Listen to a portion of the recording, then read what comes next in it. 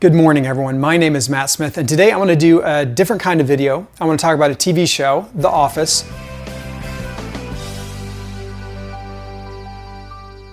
And today I want to talk about things that I've picked up on the third watch. And particularly, I want to talk about the leadership styles of each of some key characters on the show and how those styles change with each season as their personality, their character, and ultimately their place in the Dunder Mifflin universe progressed. So if you're looking for a fun video to watch while you're at work, you found it. So let's start with Michael Scott. People say I am the best boss. They go, God, we've never worked in a place like this before. You're hilarious. And you get the best out of us. I think that pretty much sums it up. We all have questions about whether or not Michael Scott was good at his job. We knew he was the boss, but there was plenty of evidence that he was a bad boss, that he didn't know what he was doing, and particularly he had a mixed up understanding about what he did at work and why people came in every day. So, have you felt the vibe yet? We work hard, we play hard. Sometimes we play hard when we should be working hard, right? I guess the atmosphere that I've created here is that I'm a friend first and a boss second. Probably entertainer third. Just a second, right? But one of the more persistent themes with Michael is he expected people to work hard, to work well, because they liked him.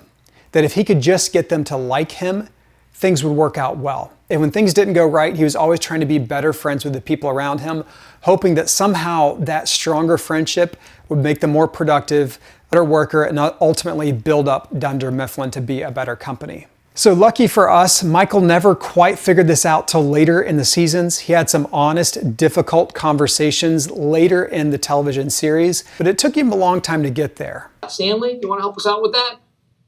Stanley, Eartha Stanley. Not me. That's you. Come on, Stanley, put your little game down and join the group. No. Stanley, we're having a little Leave me alone, damn it. We're having a brainstorm session. Did I stutter?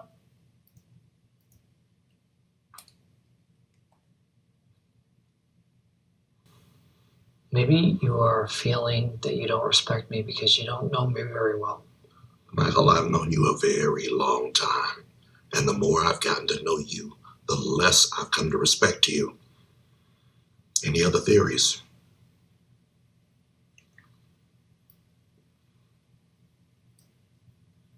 All right, you don't respect me. I accept that. But listen to me. You can't talk to me that way in this office. You just can't. I am your boss. Can't allow it. Fair enough. Once Michael did set his staff straight and say, this is what I expect of you, this is why you come here every day, and this is why I need you to work hard in this team environment. These were serious scenes, but they're also kind of cool because you saw a maturity of Michael. You got to see that he cared about them, but he cared about Dunder Mifflin. He wanted the company to do well, and he wasn't afraid to ask people to step up and to get their act together. All right, let's talk about Dwight K. Schrute. I am very excited. Ryan hasn't made a sale yet, but more importantly, he hasn't made an ally yet. Is he going to be a slacker, a loser, wise ass like Jim was?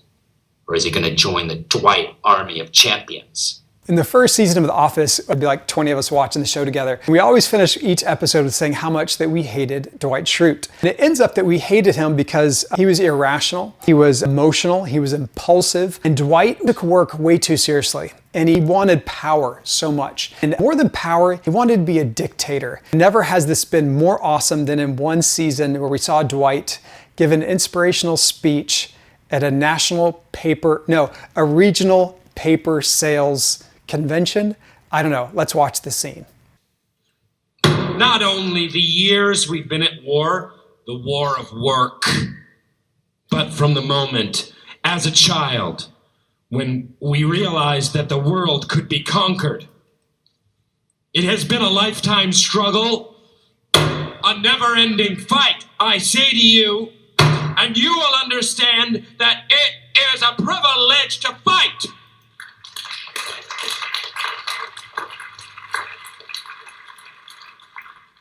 We are warriors!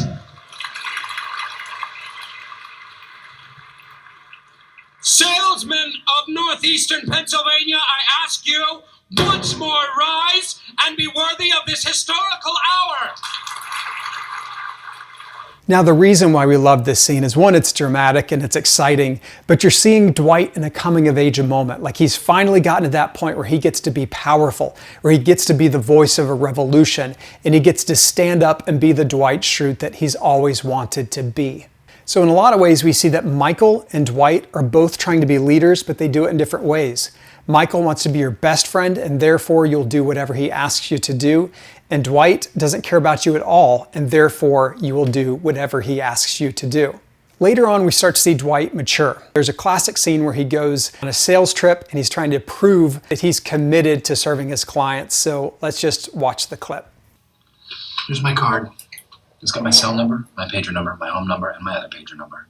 I never take vacations, I never get sick, and I don't celebrate any major holidays. All right, I get it. We got a deal. Now let's talk about Nellie Bertram. Now, Nellie comes on the scene somewhere midway through the series of The Office, and basically she comes across a dysfunctional workplace where there is no leadership and the boss is missing. So let's just find an empty desk for you, and I'm sure Robert will be with you as soon as he gets in. That one looks empty. No, it's Andy's office. Oh, is it? I have one simple philosophy in business. If the seat is open, the job is open. And she decides, hey, while I'm here and while I'm new, how about I step into the void and I assume more power, more responsibility, and ultimately become the boss. I grew up poor. I had little formal education, no real skills. I don't work especially hard, and most of my ideas are either unoriginal or total crap. And yet, I walked right into a job for which I was ill-prepared, ill-suited, and somebody else already had, and I got it.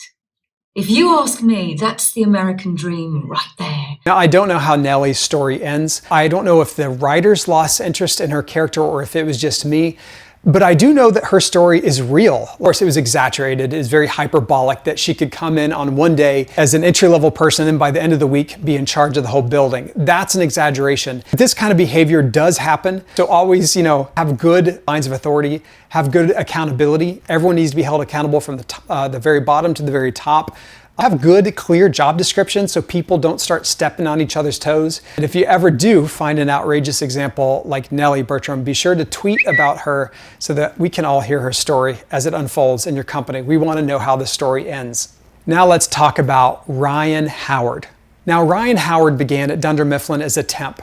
He was young, he was apathetic. I think deep down he wanted to be rich and famous, and since it was clear that that wasn't a possibility, he kind of loathed the environment that he was in. He did not like the people he worked with, he didn't like how things were done, he hated Dunder Mifflin, he hated paper, but he needed a paycheck. So he just kind of slid around the organization, doing as little as he could. So Ryan feels stuck. He can't get anywhere with Dunder Mifflin. He doesn't know how to work, so he's going to work his way out. The way he's going to do that is by going and getting his master's degree, earning his MBA. Now that he's educated and he sees how to run a business, he sees that things could be better. He starts to notice some changes that he should and could make. And finally, he sees the best way to do that is to apply for a job at the regional office. We're all very excited you're going to be joining us. It'll be nice to have another MBA around here. I'm excited too. Okay. Bye. What was that? Nobody. You and I are done. What? And then he makes a grand re-entrance in a new season of The Office where now he's in charge of everything. Let's give it a watch. Hey, Ryan. Hold on one sec.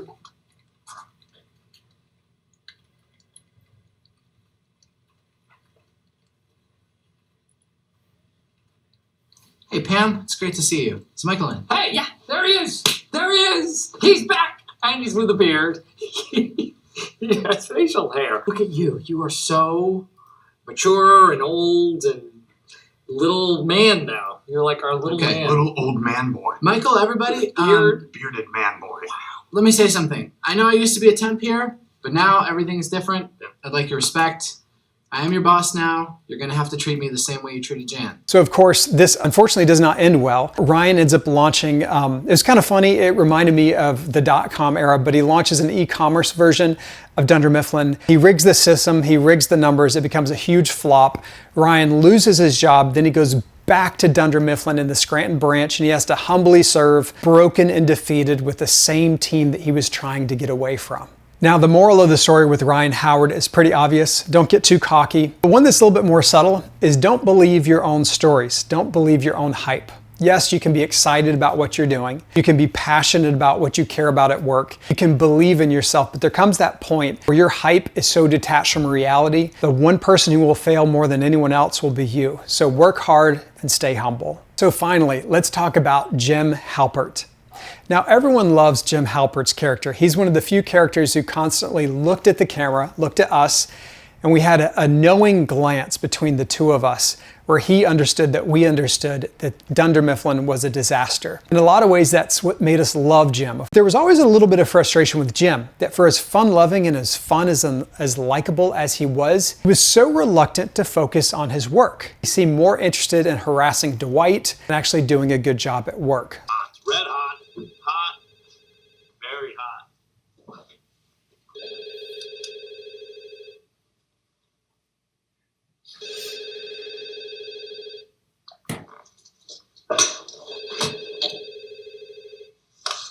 Dwight Schrute. Hi, Dwight. What sort of discounts are we giving on the 20-pound white bond Jim, I've given you this information like 20 times. right now? It's by the Ream. Yeah. Yield is now 9.78, so it's a discount of 7%. Okay, thank you. Gotta get back to work. So eventually Jim gets out and he works at a sports marketing company. It grows, they sign on some big clients, and some great things started to happen with Jim. Surprisingly, in the end, Jim steps away from this awesome high-tech company and he goes back to work at Dunder Mifflin, but this time he works there with a different attitude. But what changed? What happened when he went back to Dunder Mifflin? He realized that he had taken for granted his time with Pam, and it's because of that relationship that what he gave at work had new importance. So maybe Dunder Mifflin wasn't his dream job, wasn't his dream career path, but he's able to look at it and to be thankful for what it is. I think for a lot of us, we can relate to this. Maybe relate to this once in life, whether it's a job we don't quite like, or maybe we can relate to these stories many times. But bottom line, when it comes to Jim knows what matters the most, and then work fits into its perfect space. So there you have it, a fresh take on everyone's favorite TV show, The Office. If you enjoyed this video today and you want to see more videos that we make, be sure to click like and subscribe. And as always, thank you for your time. My name is Matt Smith for Smith House Design. So if it's ridiculous, can't even talk.